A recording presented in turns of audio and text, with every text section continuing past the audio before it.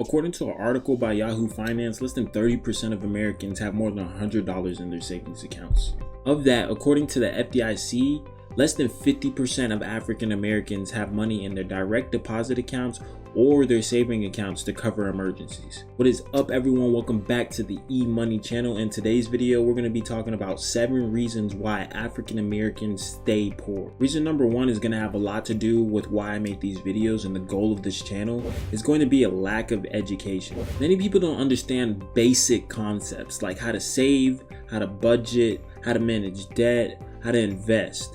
And these are some of the things that we're going to break down today in this video. First is saving. There are many ways that you could do this. I've seen people take envelopes when they get their paycheck and they divvy up the money that they get out of their paycheck into different envelopes. I've also seen people utilizing online banking features like automatic transfers and automatic withdrawals into saving accounts. It doesn't necessarily matter how you go about saving your money. It just matters that you understand the concept and that you're actively doing it on a consistent basis. It is also very important to allot these saving accounts to different things, whether it's an emergency fund or a travel fund, and make sure you only take out money for those specific things. At the end of the day, guys, money is meant to be spent.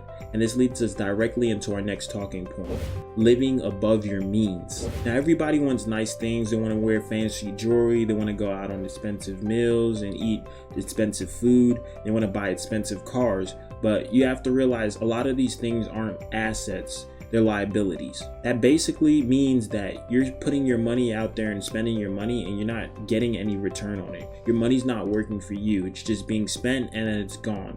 So you're in this constant cycle where you have money going out and no money coming in. Specifically, things like cars and mortgage loans have interest rates that can put you in a financial cycle where you're just constantly paying off interest and never getting rid of the loan. This is exactly why budgeting is so important. Every single dollar that comes into contact with you should have a specific plan. You need to tell your money what you want it to do. The best way to lead the lifestyle that you want to live is to plan ahead with your finances. In order to plan ahead with your finances, you need to have a cushion or an emergency fund to support you in case things don't go the way you plan. No one can predict the future or unfortunate events such as losing your job. That's why it's essential for you to have an emergency fund. Sadly, most African Americans don't think about this, and they end up putting themselves in a situation where they have to take out loans and pay interest rates. With the current economy and inflation, these interest rates are at all-time highs, and it can be crippling for the middle class. So I know we all get caught in the trap of scrolling through Amazon or going out with friends or going out on vacations and buying things that we don't need.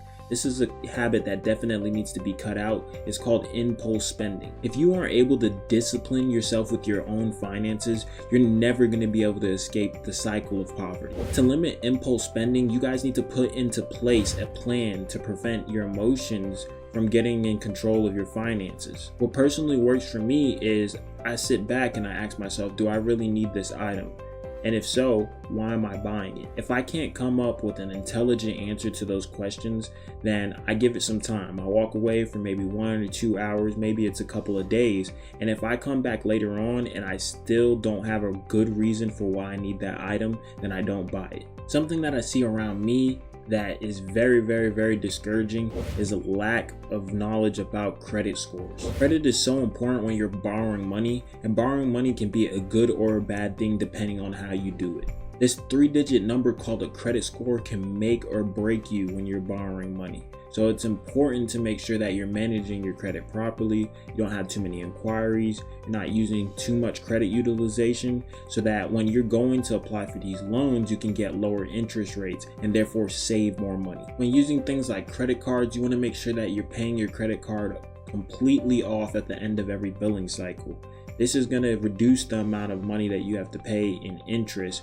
And usually if you pay it off on time and in full, you won't pay any interest or give any money to the banks at all. This last reason why a lot of African Americans remain poor has to do with a lack of confidence. If you're going into a job every day and you're compounding skills and becoming more efficient at your craft, then don't you think it's a good idea to ask your worth? I see this time and time again where people are scared of their employer and scared to go in and ask for a raise. Asking for raises actually can be a good thing. It shows your employer that you're ready for the next step, you're ready to take more responsibility, and you're ready to grow. The higher you climb a position and the more you get paid, the more opportunities are available to you.